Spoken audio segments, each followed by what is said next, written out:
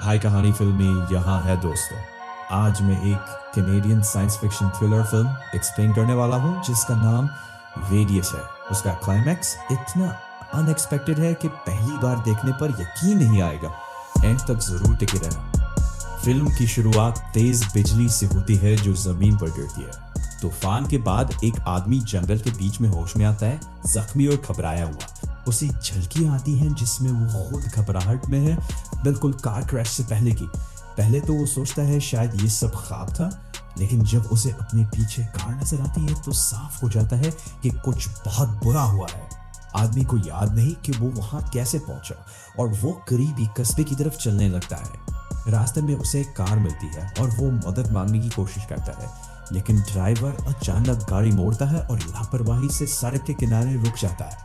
जब वो चेक करता है तो देखता है कि ड्राइवर मर चुकी है। उसकी आंखें धुंधली हैं, जैसे किसी बीमारी से मौत हुई हो। आदमी फौरन उसका फोन उठाता है और 911 को कॉल करता है। ऑपरेटर उससे इमरजेंसी के बारे में पूछती है, फिर उसका नाम और लोकेशन मांगती है। तब जाकर उसे एहसास होता है कि उसे अपने बारे में कुछ भी याद नहीं। उसे ये भी नहीं पता कि उसका कोई नाम है या कोई घर वाला। वो घबराहट में कॉल काट देता है और अपना वॉलेट निकालता है। उसके ड्राइवर्स लाइसेंस पर कोई नाम नहीं लिखा, जो उसे और ज्यादा कंफ्यूज कर देता है। जैसे ही वो सोच रहा होता है कि क्या करे, एक मरा हुआ कौवा कार की छत पर आ गिरता है। उसकी आंख भी उसी तरह धुंधली है जैसे मरी हुई औरत की थी।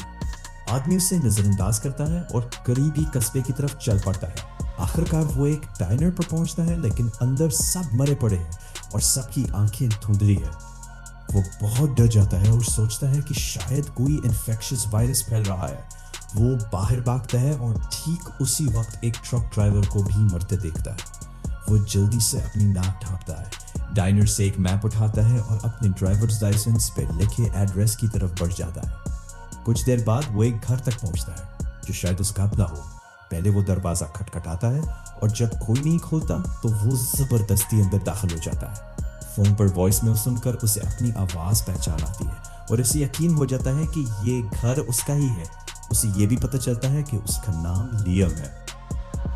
अभी भी कंफ्यूज, लियम टीवी चलाता है। जो अमवात उसने देखी थी उनकी तहकीकात नेशनल लेवल पर हो रही है। माहिरीन उसे बायोलॉजिकल वॉरफेयर या कुदरती तौर पर पैदा होने वाला डेथल वायरस बता रहे हैं। लोगों को घरों में रहने की हिदायत दी जा रही है। लियम को पास के खेत में काम करता एक आदमी नजर आता है और वो उसे बताने की कोशिश करता है कि बाहर खतरा है। वो आदमी समझ नहीं पाता और लियम की तरफ चलने लगता है। अचानक उसकी आंखें धुंधली हो जाती हैं और वो मरकर गिर जाता है। लियम बाहर जाने की हिम्मत नहीं कर पाता, इसलिए वो जो कुछ जानता है वो लिख लेता है और घर में रहता है। वो न्यूज़ फॉलो करता रहता है और उसे लगता है कि ये अमवात इतनी मखसूस जगहों पर हो रही है कि वायरस का सवाल ही नहीं उठता, बल्कि जितनी भी मौतें हुई हैं वो सब उसके आसपास हुई हैं। फिर उसे एक कौवे की आवाज़ सुनाई देती है और वो बाहर जाकर चेक करता है। जैसे ही वो परिंदे के करीब जाता है वो उसी तरह मर जाता है। उसी लम्हे उसके जहन में एक अजीब थ्योरी आती है।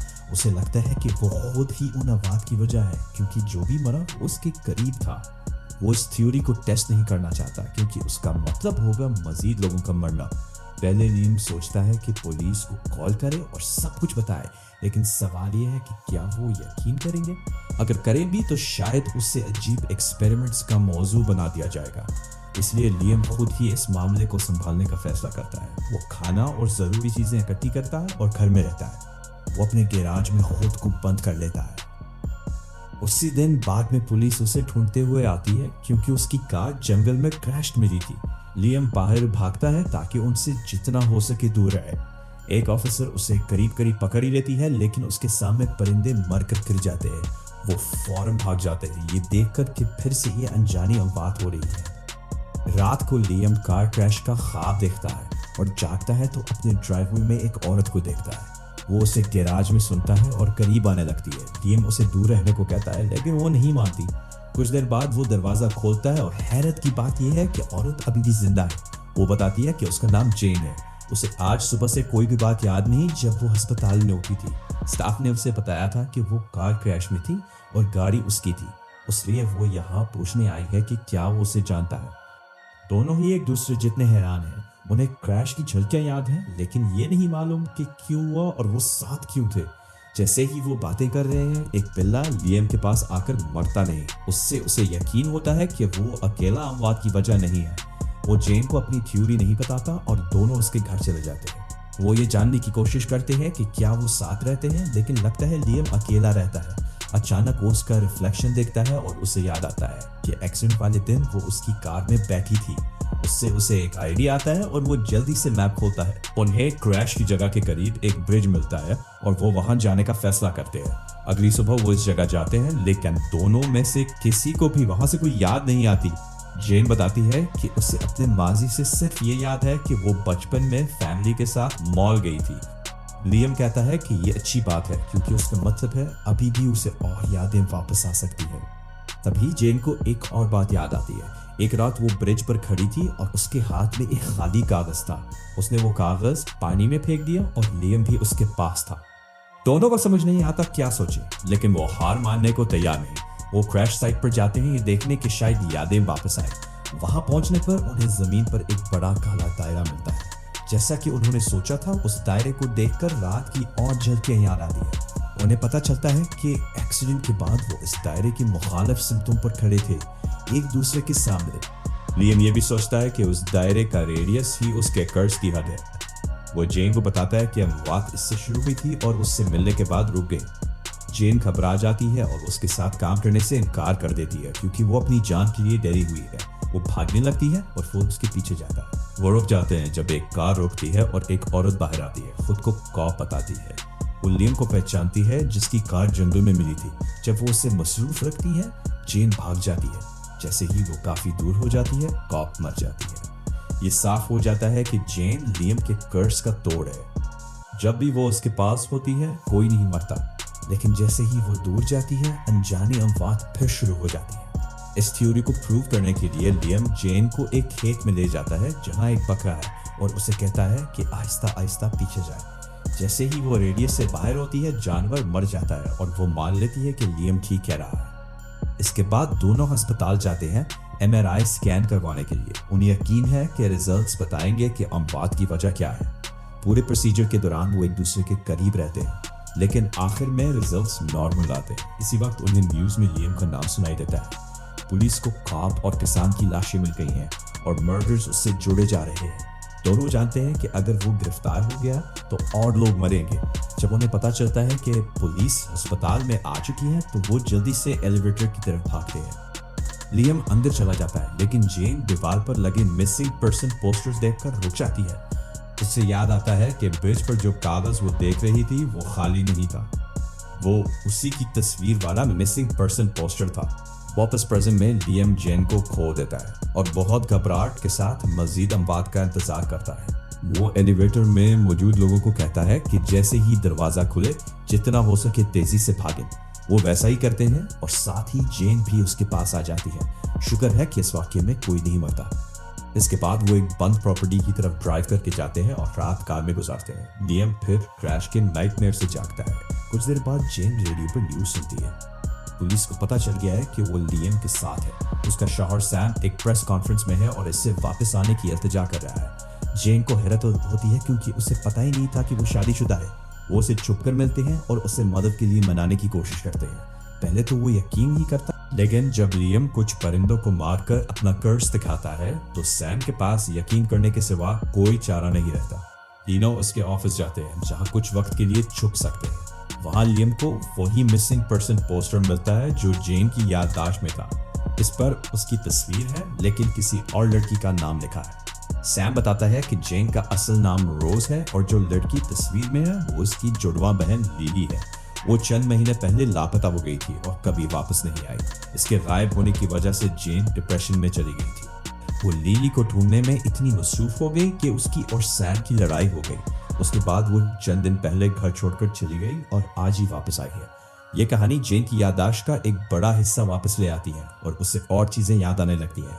इस रात उसने अपनी बहन को ढूंढने की उम्मीद छोड़ दी थी और ब्रिज पर कुछ अंजाम देना चाहती थी। लियम ने उसे ढूंढकर उसकी जान बचाई थी। वो कहीं दूर जाने के लिए ब्रिज से ड्राइव कर रहे थे जब एक्सीडेंट हुआ।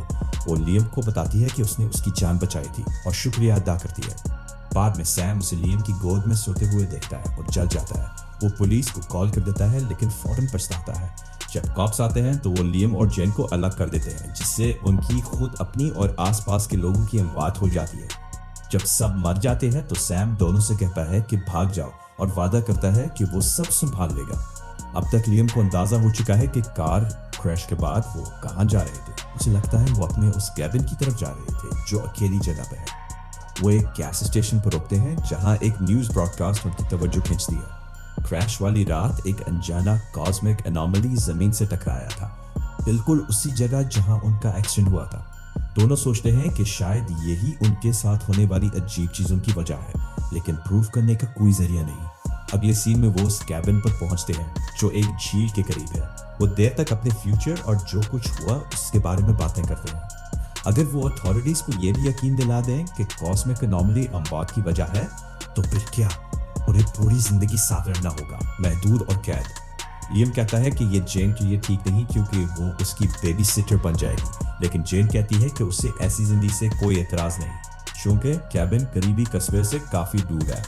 लियम उससे दूर रहकर किसी को नुकसान नहीं पहुंचा सकता। वो पास की झील में जाता है और कश्ती पर बैठ जाता है। उसी वक्त जेन को फायरप्लेस में एक जर्नल मिलती है। अंदर कई मिसिंग पर्सन पोस्टर्स हैं और हर एक के बारे में तफसीली नोट लिखे हैं। जेन पलटती जाती है और आखिर में उसे अपनी बहन लिली का मिसिंग पोस्टर मिलता है। फिर अगले सफ़े के ऊपर उसका असली नाम लिखा हुआ है। आखिरकार ये इंकशाफ होता है कि लियम एक सीरियल किलर है जो औरतों को अगवा करके कत्ल करता है। वो कश्ती पर बैठा जेन की ही तरह वही फ्लैशबैक में जा रहा है। उसे हकीकत याद आती है और वो याद कर लेता है कि उसने जेन की बहन को कैसे कत्ल किया और उसकी लाश पानी में फेंकी। वो जेन के साथ भी यही करने वाला था। उस रात जब वो कैबिन की तरफ ड्राइव कर रहे थे, जेन ने महसूस किया कि वो उसे बेहोश करने की कोशिश कर रहा है। दोनों में झगड़ा हुआ जिसकी वजह से क्रैश हुआ। ताहम दोनों गाड़ी से बाहर निकलने के बाद महफूज थे। जब वो बाहर थे तभी कॉस्मिक इंसिडेंट हुआ और उन्हें एक डोम जैसी एनर्जी के अंदर बंद कर दिया। इसके बाद क्या हुआ उन्हें याद नहीं, लेकिन अब सब पीसेस जुड़ चुके हैं। लेकिन झील से बाहर आता है और उन खौफनाक कामों के ख्याल से उसे उल्टी आ जाती है जो उसने किए थे जब वो वही इंसान था। अचानक जेन एक गन लेकर आती है और उसे कहती है कि उसकी बहन को झील से वापस लाए। वो उसे मारने ही वाली होती है लेकिन खुद को रोक नहीं पाती। फिर वापस केबिन आते हैं और बाहर कुछ लोगों को देखते हैं। वो ग्रुप उन्हें टेररिस्ट समझ लेता है और उन पर हमला कर देता है, लेकिन थोड़ा दूर भागकर 2 गुंडों को मार देता है। इतने में आखिरी वाला घबरा जाता है और जेन को गोली मार देता है। वो खुद भी कुछ देर बाद मर जाता है, लेकिन जेन बुरी तरह जख्मी हो चुकी है। लेकिन उसे जल्दी से हॉस्पिटल पहुंचाता है और डॉक्टर्स को उसे ले जाते हुए देखता है। अब वो खुद को उस सीरियल किलर से बिल्कुल अलग महसूस करता है जो वो कभी था और अपने अतीत के कामों से नफरत करता है। आखिर में वो खुद को गोली मार लेता है ताकि आगे किसी और की मौत ना हो। सब्सक्राइब करें, नोटिफिकेशन ऑन करें और जरूर लाइक करके चैनल की मदद करें। देखने के लिए शुक्रिया।